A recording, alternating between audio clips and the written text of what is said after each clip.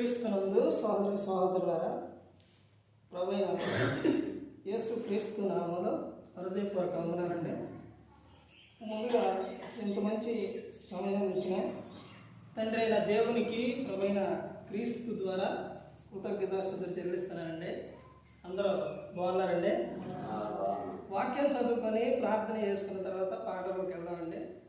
మత్తయి గారు రాసిన సువార్త 28వ అధ్యాయం. మత్తయి గారు రాసిన సువార్త 28వ అధ్యాయం 18వ వచనం.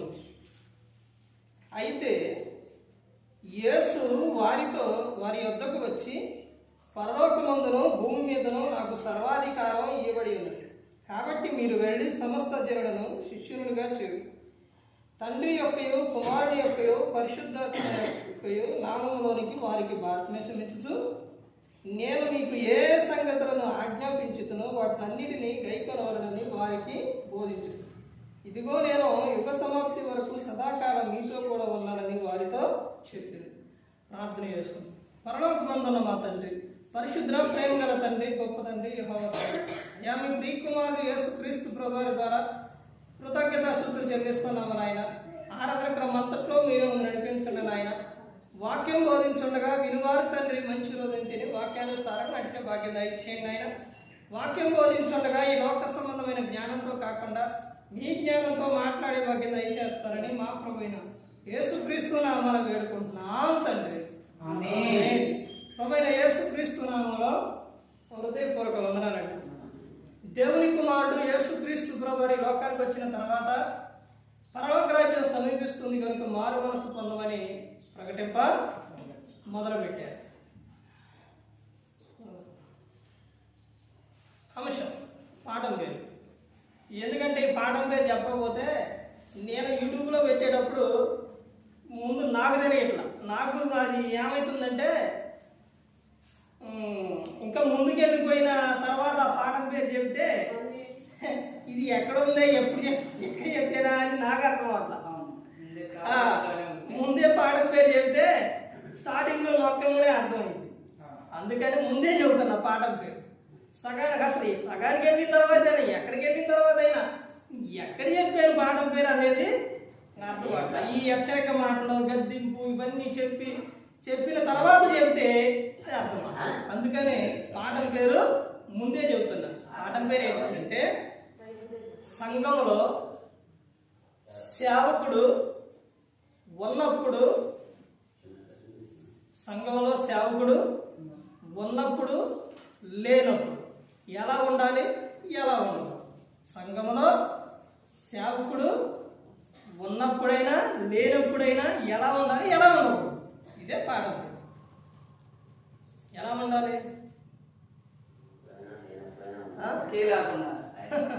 సంఘంలో సేవకుడు లేనప్పుడు ఎలా ఉండాలి, సేవకుడు ఉన్నప్పుడు ఎలా ఉండాలి.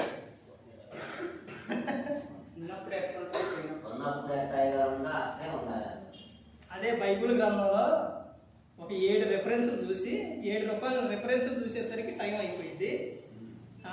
7 రెఫరెన్స్లు చూసి సంఘంలో సేవకుడు ఎలా ఉండాలో నా సొంత మాటలు చెప్పకూడదుగా. బైబిల్లో ఉన్నదే చెప్పాలి, రెఫరెన్స్ చెప్పాలి. అందుకనే విశ్వాసులు కూడా రావట్లేదు. అట్ట చెప్తే ఎందుకు వస్తారు, ఇటు చెప్తే రారుగా. అసలు బయట ఉన్న సంఘాలకి ఇక్కడ క్రీస్తు సంఘాలకి అసలు తేడా ఏంటో ఇప్పటికీ కూడా. నేను అనేకమైన సాట్లకి ఇక్కడ ఆదివారం నాడు చర్చిలు చూసుకొని మిగతా సాట్లకి కొన్ని ప్రాంతాలకు వెళ్తూనే ఉంటాను. వెళ్ళినప్పుడు జనం ఏమి జనం. స్టీవెన్సన్ గారు పాటలు పాడి ఆయన సినిమాలు వచ్చింది. ఆ రోజు జరిగిన విషయం లాస్ట్లో నాకు మొత్తం మీటింగ్ అంతా అయిపోయింది. సేవకులు వెళ్ళిపోయారు. వెళ్ళిపోయిన తర్వాత నేనేం చేశానంటే ఈయన కూడా మరి వెళ్ళిపోవడానికి సిద్ధపడి ఒక పాట పాడదాం కదా అనుకొని ఈ లోకం మాయరు అన్న పాట ఎత్తిండు. స్టార్టింగ్ మ్యూజిక్ పెట్టిండు. అప్పుడు దాకా సేవకుడి దగ్గర ఉన్న అతను మందు దాగి ఇట్ట ఊక్కుండా వచ్చింది. వచ్చేసరికి ఆయన అంట, ఎరా ఇప్పుడు దాకా అయ్యగారి పాదాలు పట్టుకొని ఇప్పుడు ఎగురుతుంది వేరా. ఆ తర్వాత పాట ముందుకు వెడుతున్నప్పుడు మరి ఆ మ్యూజిక్కో మరి ఎందుకో ఒక ఆవిడ తప్పట కొడుతూ ఎగురుతూ ఉంటే ఇక లాభం లేదని ఆయన ఏం చేశాడంటే సాతాను బాగానే పని చేస్తాడు, మన పాటలు పాడలేకుండా ఆఫ్ చేసి దిగి వెళ్ళిపోయాడు. అది బయట ఆ విధంగా ఉన్నారు. ఇంకా వాళ్ళ ఆసక్తి ఎలా ఉండిద్దంటే, ఉదయాన్నే నేను వచ్చినప్పుడు ఈ బాగా కొంచెం ఆసంటగా వాళ్ళు అది అంజులు మొత్తం కూడా వాళ్ళు ఉదయాన్నే మరి ఆడేట నేను ఏ టైంలో వచ్చినా ఆ టైంలో అప్పుడేమో 5:30కి పెట్టేటప్పుడు 4:30 ఆ టైంలో అక్కడ 4:30 అయ్యేది. అప్పుడు ఊడుతూనే ఉండేవాళ్ళు, చదువుతూనే ఉండేవాళ్ళు. ఇప్పుడు అంటే చేస్తున్నారు. అక్కడ ఒక పెద్ద వయసు అమ్మగారి వయసు ఉండేది. ఆ వయసు గబగబ వస్తుంది. వచ్చి పని చేయాలని చెప్పింది. ఆఫ్ చేసింది. ఎక్కడికి వెళ్ళాలని ఇంత ఆసక్తి కానీ ఆఫ్ చేసి ఎక్కడికంటే గుడి దగ్గర కంట అనుకొని సరే ఎక్కించుకున్న తర్వాత అయ్యా వాళ్ళు వెళ్ళిపోయారు, నేను మరి వెళ్ళాలని వస్తున్నానని చెప్పింది. ఆ టర్నింగ్ జరగలే ఒక గుడి ఉంది కంటే ఎక్కడనంటే ఇక్కడ కాదు ఇంకా ఎందరకంది అన్న తర్వాత వచ్చిన తర్వాత నేను అన్నాను, ఈ వయసులో మీ ఆసక్తి బాగుందమ్మా అన్న. ఆ ఒక్క మాటే నేను అందే. అమ్మో ఆమె చెప్పింది, ఆమె తిట్టింది. ఎవరు అనుకున్నారు? అలా కొడుకులు మామూలుగా తిట్టలేదు. ఎందుకు మనం అనిపించింది నాకు 2 కొడుకులు ఉన్నారయ్యా. వాళ్ళు ఒక ఏం తిట్టింది వాళ్ళే ఆడకేమన్నారు అవి ఇవని తిట్టింది. ఎవరికి వచ్చిన తర్వాత ఏమ్మా మరి ఇన్ని బాధలు మరి ఇట్ట పడతాలో కదా, నువ్వేమి ఆయనకు చెప్పుకోలేదా? ఆమెకు అర్థం అవట్లా. అసలు ఆయన దేవుడు లేకపోతే ఆయనకు చెప్పుకోవాలి, ఆయన వింటాడో అనేది ఏం అర్థం అవట్లా. అవి ఏమంటుందంటే పెద్దవాళ్ళకి ఎందుకు చెప్పినా ప్రయోజనం లేదయ్యా అంటే వాళ్ళ ప్రాబ్లం అంతా ఎవరు చెప్తున్నారు? మనుషులు పెద్దలు పొలంలో పెద్దలు ఉంటారుగా వాళ్ళకి చెబుతున్నారు. అర్థం అవ్వలేదు. అప్పుడు నేను చెప్పాను, మీ సమస్యలో మీ బాధలో విని మిమ్మల్ని కాపాడే ఆయన ఉండో ఆయనే యేసుక్రీస్తు ప్రభువారు అని చెప్పాను. అయ్యా ఆయనకు కూడా ఇత్తనే ఉన్నాయ్యా. ఏమి ఇస్తున్నారు? వాడు ఇచ్చేది ఏంటంటే చెప్పడం కాదు. ఎవరిని అడిగినా చూడండి, అన్ని నేను అడిగితే అమ్మా మరి యేసుక్రీస్తు ప్రభువారు మిమ్మల్ని రక్షిస్తారమ్మా, ప్రార్థన రండి, ఆయన మరి మీ ప్రతి అవసరం తీరుస్తారమ్మా, మరి ఆయన ద్వారానే పరలోకం అని ఎంతమంది చెప్పినా ఆడు చెప్పేది ఒకటే నాకు, మేము ఇత్తనే ఉన్నాం అయ్యా. ఎంతవరకు ఇస్తున్నా అంటున్నారు కానీ అసలు ఆయనకు చెప్పుకుందాము, ఆయనతో మాట్లాడుకుందాం, ఆయన దగ్గరకు వద్దామని మాత్రం లేదు. ఏంటంటే దేవునికి ఇస్తే మాకు ఇస్తాడు. ఇక అదే ఆలోచన వాడు. ఆ టైంలోని వాళ్ళకే క్రైస్తవులకు ఉన్న తేడా ఏంటంటే, భక్తిలో తేడా ఏంటంటే వాళ్ళు భక్తి చేస్తారు కానీ వాళ్ళకి ఏది కూడా ఏ ఒక్కటి కూడా కుదురు ఉండదు. అంటే వాళ్ళకి మాట్లాడే విధానం కానీ ఇవన్నీ కూడా కొన్ని సందర్భాల్లో కొంతమందికి, అందరికీ కాదండి, కొంతమందికి ఉండదు. క్రైస్తవులు ఏంటంటే వీళ్ళు సరిగా భక్తి విషయంలో సరిగా ఉండరు, చేయలేరు కానీ మాట్లాడే విషయంలో మాత్రం కొంతమంది మాత్రం అమ్మో దేవుడు చూస్తుండో, దేవుడు వింటాడనే నోరు మాత్రం కొంచెం వాళ్ళకి వీళ్ళకి ఉన్న విధానం తేడా. క్రైస్తవుల్లోని ఈ రోజున అవసరం పాఠం పేరు ఏంటి? సేవకుడు సంఘంలో సేవకుడు ఉన్నప్పుడు ఎలా ఉండాలి, సేవకుడు లేనప్పుడు ఎలా ఉండాలని ఆ విషయం మీద చూస్తే యేసుక్రీస్తు ప్రభువారు చెబుతున్న విషయం ఏంటంటే, యేసుక్రీస్తు ప్రభువారు ఆయన ఎలా వచ్చాడంటే పరిచారం చేసే ఆయనగా, ఒక సేవకుడుగా, లేకపోతే బోధించేవాడిగా తను తగ్గించుకొని ఎన్ని విధాలుగా యేసుక్రీస్తు ప్రభువారు వచ్చారు. వచ్చిన తర్వాత ఆయన లోకంలో 33.5 సంవత్సరాలు ఉన్నారు. ఉన్నప్పుడు ఎలా ఉన్నారు? యేసుక్రీస్తు ప్రభువారు ఉన్నప్పుడు, ఆయన ఎమ్మటం ఉన్నప్పుడు శిష్యులు బాగానే ఉన్నారు. ఒక్కొక్క సందర్భంలో తప్పిపోతున్నా, ఒక్కొక్క సందర్భంలో మాట విషయాల్లో కానీ, క్రియ విషయాల్లో కానీ, ఏ విషయంలోనైనా శిష్యులు కూడా ఏమయ్యారు? తప్పిపోయారు. అలా తప్పిపోతున్న సమయంలో చెప్పుకుంటే వచ్చారు యేసుక్రీస్తు ప్రభువారు. చివరిగా ఆయన వెళ్ళిపోయేటప్పుడు చెబుతున్నారు, ఏమని చెప్తున్నారంటే, ఇదిగో నాయన నేను వెళుతున్నాను ఇక. అంటే సేవకు ఎప్పుడు ఒక వ్యక్తి ఎప్పుడు మనతోనే ఉంటాడా? సేవకుడు ఉండడు. మరి నేను వెళ్ళిపోతున్నాను కదా, ఇదిగో నేను వెళ్ళిపోయిన తర్వాత మీరు ఎలా ఉండాలన్నదే చెప్తున్నారు యేసుక్రీస్తు ప్రభువారు. కొత్తగా రాసిన సువార్త 28వ అధ్యాయం 18వ వచనంలో, అయితే యేసు వారి యొద్దకు వచ్చి, పరలోకమందును భూమి మీదను నాకు సర్వాధికారం ఇవ్వబడి ఉన్నది, కాబట్టి మీరు వెళ్ళి సమస్త జనులను శిష్యులుగా చేయండి, తండ్రి యొక్కయు కుమారుని యొక్కయు పరిశుద్ధాత్మ యొక్క నామములకు వారికి బాప్తిసమిచ్చుచు, నేను మీకు ఏ సంగతులను ఆజ్ఞాపించుతున్నో వాటన్నిటిని గైకొనవలెను వారికి బోధించుడి. ఏం చేయాలంట? బోధించాలి, చెప్పాలి. ప్రభరాత్రి క్రమం తీసుకున్నారంటే తీసుకున్న ప్రతి ఒక్కరు కూడా మరణ పునరుద్ధారణ గురించి చెప్పాలి, క్రీస్తుని గురించి చెప్పాలి. కాదు ప్రభు నువ్వు ఉంటేనే మేము చెప్తాము అని వీళ్ళు ఏమైనా అన్నారా? వాళ్ళ విషయం అడిగిన విషయం ఏంటంటే, ఇంకొక సందర్భంలో, అయ్యా మరి ఇంతకాలం మాతో ఉన్నావు కదా, మరి ఇక్కడ నుంచి నువ్వు వెళ్ళిపోతున్నావు కదా, మా పరిస్థితి ఏంటి అయ్యా అని అంటే, ఇదిగో నేను వెళ్ళంగానే నీ యొద్దకు ఎవరు వస్తారు? ఆదరణకర్త, సత్యస్వరూపి అయిన ఆత్మ, పరిశుద్ధాత్ముడు మీ యొద్దకు వస్తారు. ఆయన మిమ్మల్ని సర్వ సత్యములోనికి నడిపిస్తారు. యేసుక్రీస్తు ప్రభువు చెప్తున్నాయి. సేవకుడు ఉన్నా లేకపోయినా సంఘం చేయవలసిన విషయం ఏంటంటే, క్రీస్తుని గురించి ప్రకటించాలి, బోధించాలి, ఆయన గురించి చెప్పాలి. ఇదిగో లేదే ఆయనే చెప్పుకుంటాడులే అనే విధానం అనేది ఉండకూడదు. క్రీస్తుని గురించి చెప్పాలి. ఇది మొదటి విషయం. తర్వాత విషయం చూడండి, అపోస్తుల కార్యాలు 12వ అధ్యాయం. అపోస్తుల కార్యాలు 12వ అధ్యాయం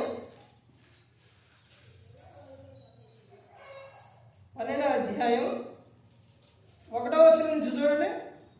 దాదాపు అదే కాలమందు రాజైన హేరోదు సంఘపు వారిలో కొందరిని బాధ పెట్టుటకు బలత్కారముగా పట్టుకొని యోహాను సహోదరుడైన యాకోబును ఖడ్గంతో చంపించింది. ఇది యూదులకు ఇష్టమైన కార్యమని తెలుసుకొని పేతురును కూడా పట్టుకొనిను. పేతురును కూడా యాకోబుని చంపించిండు. తర్వాత ఇది యూదుల్లో ఏంటంట? ఇష్టం అంట. ఎందుకు ఇష్టం అంటే, శిష్యులను చంపేయటం వాళ్ళకి ఇష్టం. అంటే దేవుని మాట చెబుతుంది కాబట్టి వాళ్ళని చంపడం వాళ్ళకి ఇష్టమైనందున, అందుకని యేసుక్రీస్తు ప్రభువు ఉన్నప్పుడు బయట ఉన్న వ్యక్తులకి అవకాశం ఇవ్వలేదండి. శిష్యుల విషయాలు ఇలా జరిగిద్ది, నా బిడ్డలకు ఇలాగే జరిగిద్ది, నా పిల్లలకని అవకాశం ఇవ్వాల. శాస్త్రులు పరిచయం ఒక్కొక్క సందర్భంలోని ఎప్పుడు శిష్యుల గురించి తప్పులు పట్టాలనే చూసేవాడు. వాడు మార్గంలో వెళ్ళేటప్పుడు ఒకసారి ఆకలి అవుతుంటే వెన్నులు తుంచుకొని తినే సందర్భంలో అక్కడ శిష్యులు అడుగుతారు ఏమనంటే, ఇదిగో ప్రభు మరి మీ శిష్యులు చూసారా వెన్నులు తుంచుకొని తింటున్నారు అని అన్నప్పుడు అప్పుడు గద్దించరా. అక్కడ ఏం చెప్తారు తెలుసండి, దావీదు రొట్టెలు తినలేదా? సమాజం మందిరంలో ఉన్నప్పుడు దావీదు గారు రొట్టెలు తినలేదా అని చెబుతారు. ఇదిగోండి ఒక్కొక్క సందర్భంలో ఏం చెబుతారంటే యేసుక్రీస్తు ప్రభువారు, ఇదిగో మీ శిష్యులు కొంచెం సైలెంట్గా ఉండమన్నప్పుడు యేసుక్రీస్తు ప్రభువారు ఆయన చూసి ఎందుకు మాట్లాడుతున్నారా, ఎందుకు వస్తున్నారయ్యా అనలేదు. ఏమన్నారు తెలుసండి, వాళ్ళు మాట్లాడకపోతే ఈ రాళ్ళు మాట్లాడతాయి. ఏ సందర్భంలో కూడా తక్కువ చేసి మాట్లాడలేదు. కానీ మరి ఈ రోజున ఒకరంటే ఒకరికి కుటుంబంలో ఉన్న వ్యక్తులు తక్కువ చేసి మాట్లాడుకుంటున్నారు. ఎక్కడైనా యేసుక్రీస్తు ప్రభువారు ఆయన ఎమ్మటున్నాడో తక్కువ చేసి మాట్లాడిందా? గద్దించాలి, హెచ్చరించాలి, చెప్పాలి. ఎక్కడంటే ఎక్కడ గద్దించేవారో తెలుసా? యేసుక్రీస్తు ప్రభువారు వాళ్ళందరూ ఒక చాట కూడుకున్నప్పుడు, గదిలోకి వచ్చినప్పుడు, లాభంలోకి వచ్చినప్పుడు శిష్యులు కూడా అక్కడే అడిగేవాడు. మార్కు సువార్త 9వ అధ్యాయంలో వచ్చినప్పుడు అక్కడికి వచ్చినప్పుడే వాళ్ళు అడిగేవాడు. యేసుక్రీస్తు ప్రభువారు కూడా అక్కడే వాళ్ళని గద్దించడం కానీ హెచ్చరించడం కానీ ఇవన్నీ చేసేవాడు. ఆ సందర్భాలు నువ్వు గద్దించే గద్దింపు నీది. ఆ లాపర గద్దించేటప్పుడు ఏమవుతుందనంటే, పబ్లిక్లో గద్దిస్తే రేపు పొద్దున నువ్వు మంచిగా ఉన్నా కానీ, నువ్వు మంచిగా తర్వాత మీరు బాగున్నా కానీ బయట ఉన్న వ్యక్తులు ఎలా చూస్తారో తెలుసా? భేదంగా చూస్తారు. భార్యాభర్త సమస్య వచ్చినప్పుడు అది 4 గోడల మధ్య కుటుంబంలోని తండ్రి తల్లి ఆ అత్త మామ వేల మధ్య అయిపోవాలే కానీ అక్కడ నుంచి బయటకు వచ్చిందో ఏమైపోయిందో తెలుసండి. రేపు పొద్దున్న బాగానే ఉంటావు, ఇద్దరు కలిసి ఉంటారు. రేపు పొద్దున్న వాళ్ళు ఎలా చూస్తారో తెలుసా? మిమ్మల్ని చులకనగా చూస్తారు, చులకనైపోతారు. అందుకనే యేసుక్రీస్తు ప్రభు వారు చెప్పిన విషయం ఏంటంటే, ఆయన చెప్తున్న సందర్భం, వాళ్ళని ఎప్పుడు కూడా శిష్యులను వాళ్ళ ముందు గద్దించడం వాళ్ళకి ఆలస్యం లేదు. కానీ ఆయన వెళ్ళిపోయిన తర్వాత వీళ్ళు ఏం చేశారంటే యూదులలో భేదాలు వచ్చినాయి. అంటే వారిని చంపడం ఇష్టమైంది వాళ్ళకి. అందుకని పేతురు గారిని కూడా పట్టుకొని ఏం చేశారు? చెరసాలలో వేసేసి. నేను చెప్పే అంశం ఆ అంశం మీదే నడిచింది. తర్వాత 10వ వచనం చూడండి ఏం జరిగింది. 10వ వచనం చూస్తే మొదటి కావాలని ఇక్కడ సందర్భం ఎవరు కనపడతారంటే పేతురు గారు చెరసాలలో ఉన్నారు. ఉన్నప్పుడు సంఘం చేయవలసిన పని, సేవకుడు ఎక్కడుండో చెరసాలలో ఉండవు. చెరసాలలో ఉన్నప్పుడు సంఘం ఏం చేయాలి? ఇక్కడ అదే చెబుతున్నారు చూడండి. మొదటి కావాలని రెండో కావాలని దాటి పట్టణములకు పోవు ఇనప గవిని యొద్దకు వచ్చినప్పుడు దానంతటా అదే వారికి తెరుచుకొని వారు బయలుదేరి ఒక వీధి దాటిన వెంటనే దూత అతనిని విడిచిపోయిను. పేతురుకు తెలివి వచ్చి ప్రభు తన దూతను పంపి హేరోదు చేతుల నుండి యూదులను ప్రజలు నాకు చేయనుద్దేశించిన వాటన్నిటి నుండి నన్ను తప్పించి ఉన్నాడని ఇప్పుడు నాకు నిజముగా తెలియనని అనుకునేను. ఇట్లు ఆలోచించుకొని అతడు మారు పేరు గల యోహాను తల్లి అయిన మరియ ఇంటికి వచ్చిన అక్కడ అనేకులు కూడి ప్రార్థన చేయుచుండెను. ఏం చేస్తున్నారంట? ప్రార్థన చేయుచుండెను. ఒక సేవకుడు బాధలో ఉన్నప్పుడైనా, ఒక సేవకుడు అపాయంలో ఉన్నప్పుడైనా, ఏ సందర్భంలోనైనా, ఎవరికైనా సమస్య వచ్చినప్పుడైనా కానీ చేయవలసిన విధానం ఏంటంటే ప్రార్థన చేయాలి. సంఘం ఏం చేయాలి? సేవకుడు ఉన్నా లేకపోయినా ఏం చేయాలండి? ప్రార్థన చేయాలి. ప్రార్థనలోనే శక్తి ఉంది. సంఘం అంతా కూడా ఏం చేస్తున్నారండి? సంఘం అంతా ప్రార్థన చేస్తుంది. వాళ్ళంతా కూడి ప్రార్థన చేస్తున్నారు. సేవకుడు ఉన్నా లేకపోయినా ప్రార్థన విషయంలో ఏముండాలి? ఆసక్తి కలిగి ఉండాలి. ప్రార్థన యందు పట్టుదల కలిగి ఉండాలి. ఇక్కడ వాళ్ళందరూ చేస్తున్నది అలాంటి ఆలోచన కలిగి ఉన్నప్పుడు కిందకు వచ్చినప్పుడు చూడండి ఏం జరుగుతుందో. అతడు తలవాయిల తలుపు తట్టుచుండగా రోజు ఒక చిన్నది ఆలకించుటకు వచ్చును. ఇదిగో మేము ప్రార్థన చేస్తున్నాం. ప్రార్థన చేస్తుంటే సేవకుడు వచ్చేసిండు, దేవుడు విడిపించిండు అననే ఏం కలిగి ఉంది? ఆ ఆలోచన కలిగి ఉండి వారికి ఆమె చెప్పింది. ఎవరు వచ్చారని? పేతురు గారు ఆయన వచ్చారని చెప్పింది. సేవకుడు ఉన్నా లేకపోయినా సంఘం ఏం చేయాలి? ప్రార్థన మాత్రం మానకూడదు. ప్రార్థన మాత్రం మానకూడదండి. తర్వాత విషయం ఇంకా ముందుకెళ్తే చూడండి, యాకోబు గారు రాసిన పత్రిక 5వ అధ్యాయం సేవకుడున్నా లేకపోయినా సంఘం చేయవలసిన పనుల్లో 3వది చూడండి. యాకోబు గారు రాసిన పత్రిక 5వ అధ్యాయం 17వ వచనం చూడండి. 15 నుంచి రండి అమ్మ. 15 నుంచి విశ్వాస సహితమైన ప్రార్థన రోగిని స్వస్థపరచును. దానికి ముందు 13 నుంచి చూడండి. మీలో ఎవరికైనా శ్రమ సంభవించిన ప్రార్థన చేయవలను, ఎవరికైనా సంతోషం కలిగిన కీర్తన పాడవలను. మీలో ఎవరైనా రోగి అయి ఉన్నాడా? సంఘ పెద్దలను సేవింపవలను. వారు ప్రభు నామమున నూనె రాచి అతని ప్రార్థన చేయవలను. విశ్వాస సహితమైన ప్రార్థన రోగిని స్వస్థపరచును. ప్రభు అతని లేపును. అతడు పాపములు చేసిన వాడైతే పాప క్షమాపణ. సంఘములోని సంఘ పెద్దలను అపోస్తలుడైన పౌలు గారు, తర్వాత పేతురు గారు, వీళ్ళందరూ ఆయన కంటే ముందు, ఎవరికంటే ముందు? అపోస్తలుడైన పౌలు గారి కంటే ముందు పేతురు గారు, శిష్యులు, వీళ్ళందరూ కూడా సంఘ పెద్దల గురించి చెబుతున్నారు. వీళ్ళందరూ కూడా ఏం చేసేవారనంటే సంఘంలో వాళ్ళు అంతకు మునుపు అపోస్తల కార్యాలయం ఉంటుంది, వాక్యం బోధించేవారు. అయితే సంఘంలో ఏం జరిగేది అంటే మరి ఎవరైనా ఏదైనా తీసుకొచ్చినప్పుడు కానీ వీడు వాక్యం బోధిస్తూ ఉన్నప్పుడు మరలా తర్వాత వీళ్ళే వారికైనా పెట్టాలన్నా ఏదైనా చేయాలన్నా ఈ సేవకులకు ఇబ్బంది అవుతుంది కాబట్టి వాళ్ళు ఏం చెప్తారంటే, అయ్యా మరి ఇలా ఇబ్బంది అవుతుంది కాబట్టి మీలోని ఒక 7గురిని నియమించండి. వాళ్ళు కూడా ఎలా ఉండాలి? దేవుని యందు భయభక్తులు కలిగి పరిశుద్ధాత్మని శక్తి కలిగి వాళ్ళు ఉండాలి అన్నప్పుడు 7గురిని పెడతారు. అలా వచ్చిన తర్వాత అలా నుంచి వచ్చిన తర్వాత తిమోతికి తీతుకు ఈ పత్రిక వచ్చేసరికి అపోస్తలుడైన పౌలు గారు సంఘంలో సంఘ పెద్దలు పెడతారు. వారు అధ్యక్ష పదవి కలిగి ఉన్న వారు ఎలా ఉండాలన్నది కొన్ని నియమాలు అవన్నీ పెడతారు. పెట్టిన తర్వాత ఇక్కడ యాకోబు గారు ఏం చెప్తున్నారంటే, సేవకుడు లేనప్పుడు ఏమని చెప్తున్నారు?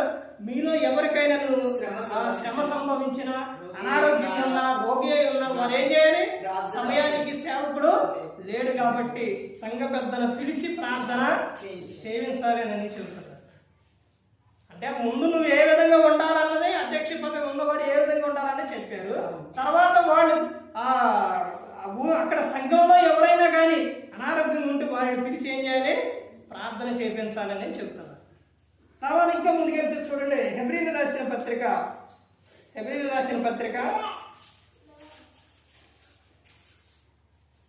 10వ అధ్యాయం 24-25 కలిసి ఉంటుంది చూడండి.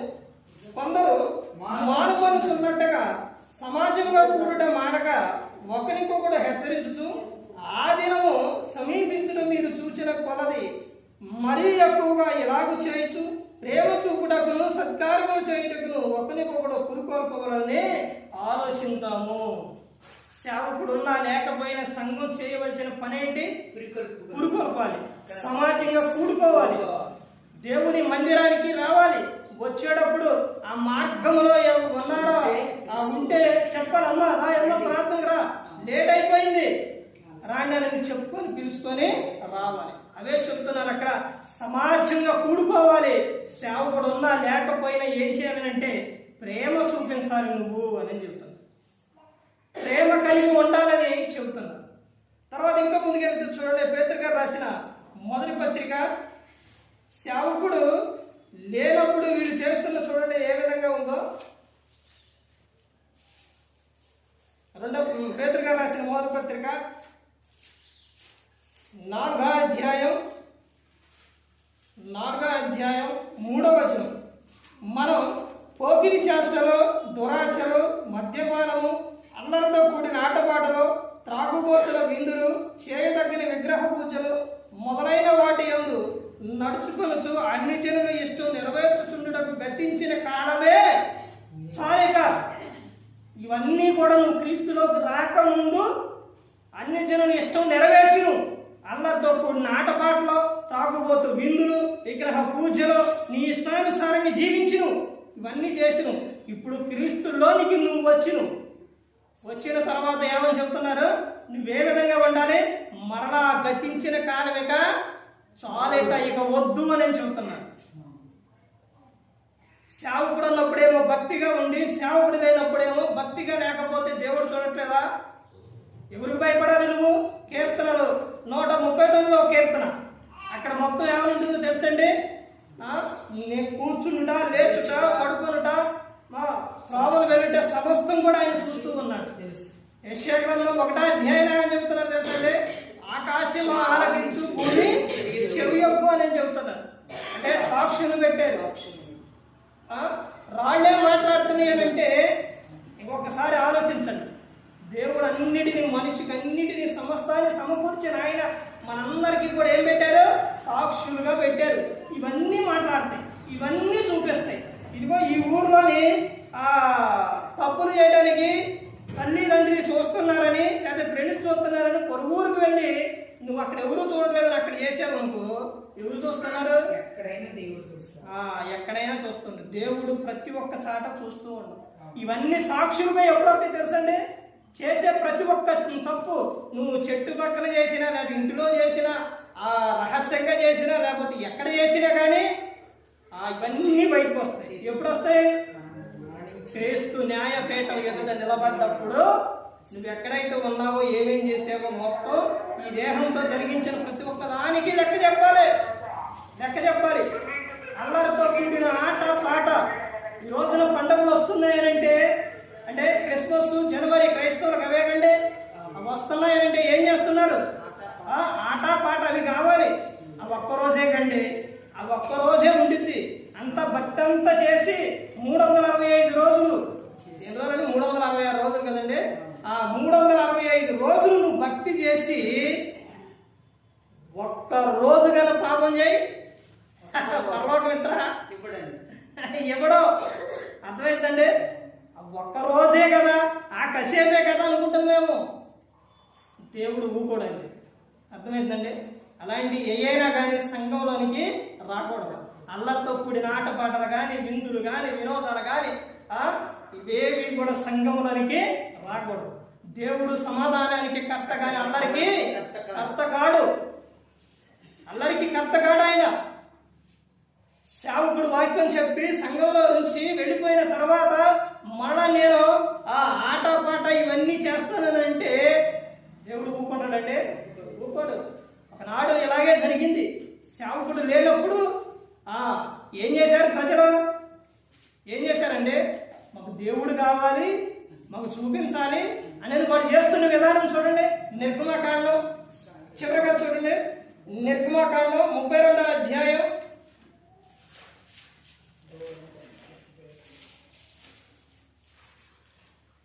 నిర్గమకాండం 32వ అధ్యాయం 19వ వచనం చూడండి.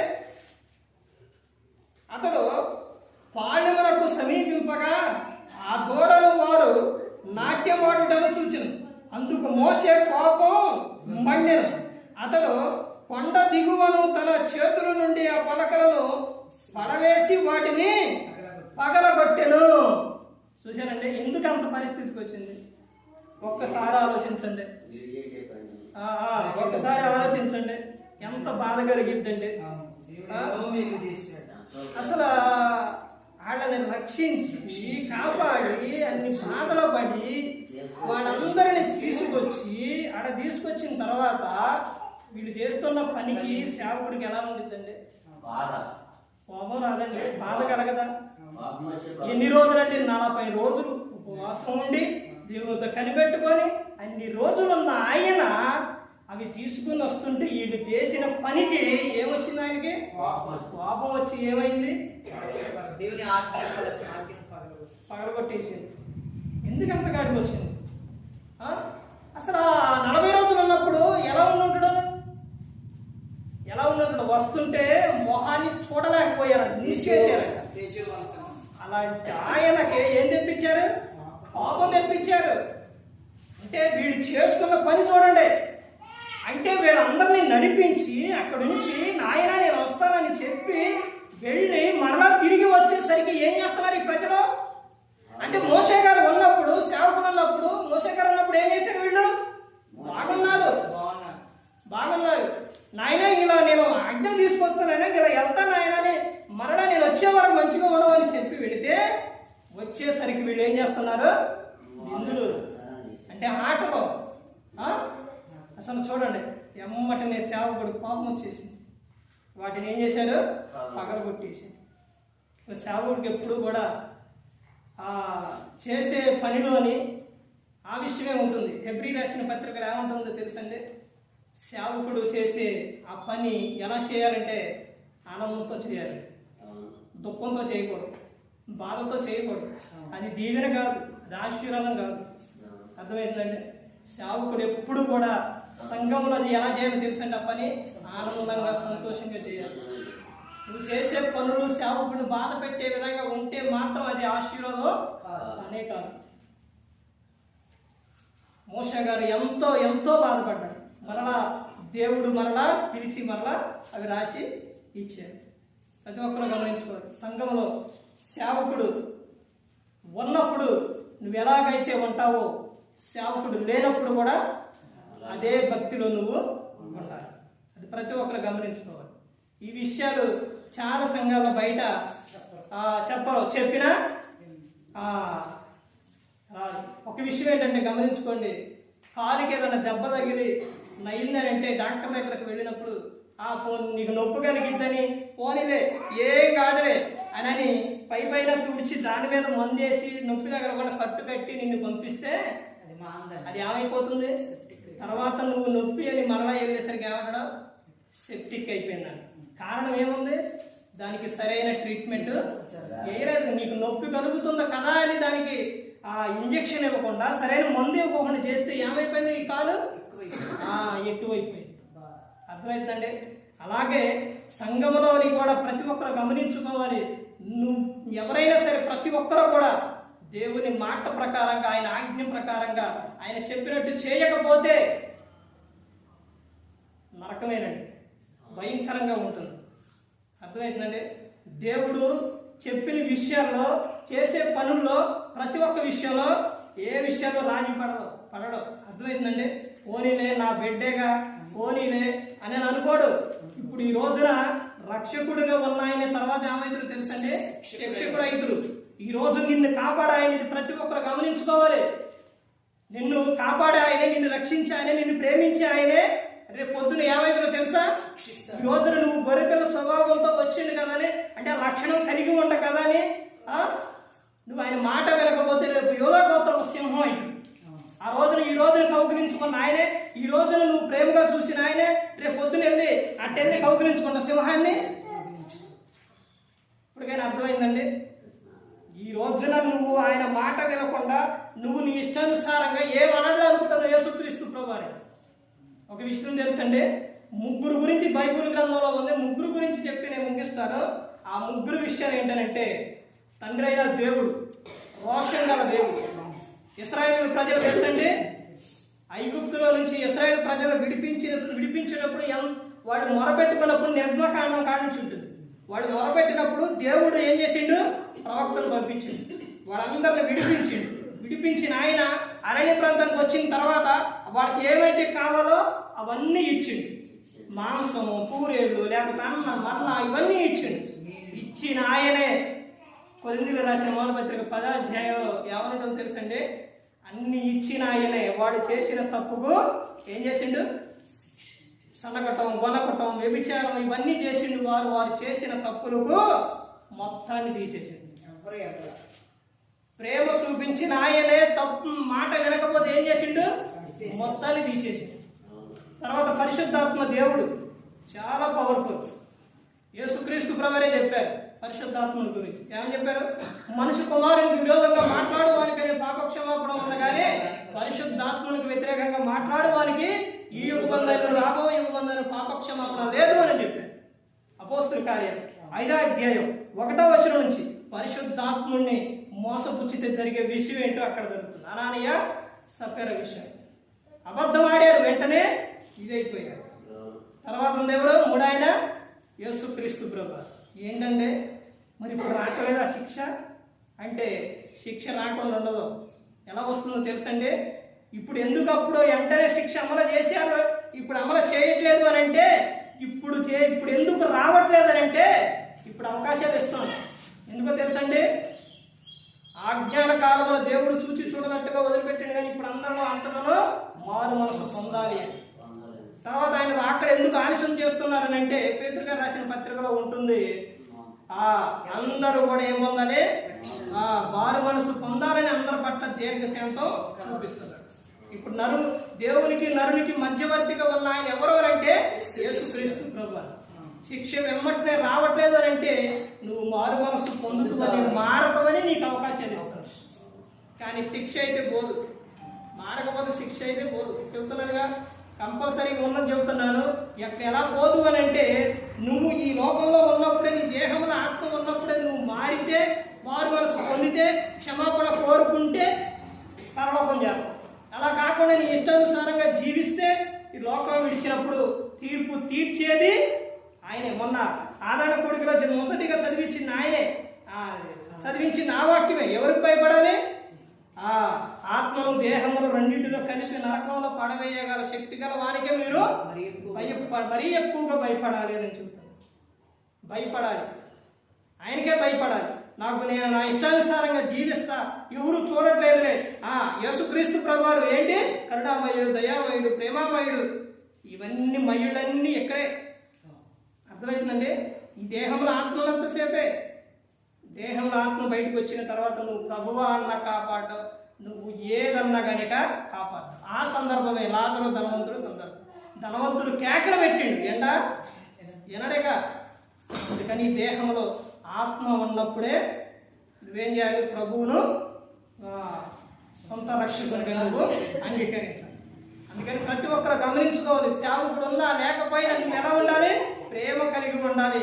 దేవుని యందు భయము భక్తి కలిగి ఉండాలి. ప్రతి క్షణం ప్రతిరోజు ఎలాగైతే మనం తింటామో, ఎలాగైతే తాగుతామో, ఎలాగైతే గాలి పీల్చుకుంటామో, అలాగే ప్రతిరోజు మన భక్తిని కాపాడుకోవాలి, మన నోటిని కాపాడుకోవాలి. ఇది లోకంలో ఉన్నంతకాలం జరగాలి. అర్థమైందండి? అందుకని ఏ ఒక్కరు కూడా నశించి నరకానికి వెళ్ళిపోకూడదని యేసుక్రీస్తు ప్రభువు ఈ లోకానికి వచ్చి మనందరి కోసం శిలువలో తన ప్రాణాన్ని పెట్టారు. ప్రతి ఒక్కరు కూడా దేవుని యందు భయభక్తులు కలిగి పరిశుద్ధాత్మ మాటి విశుద్ధిని కాపాడుకుంటూ క్రీస్తుని పోలి నడుస్తున్నప్పుడు ఈ లోకం వచ్చిన పరలోకానికి చేరుకుంటారు.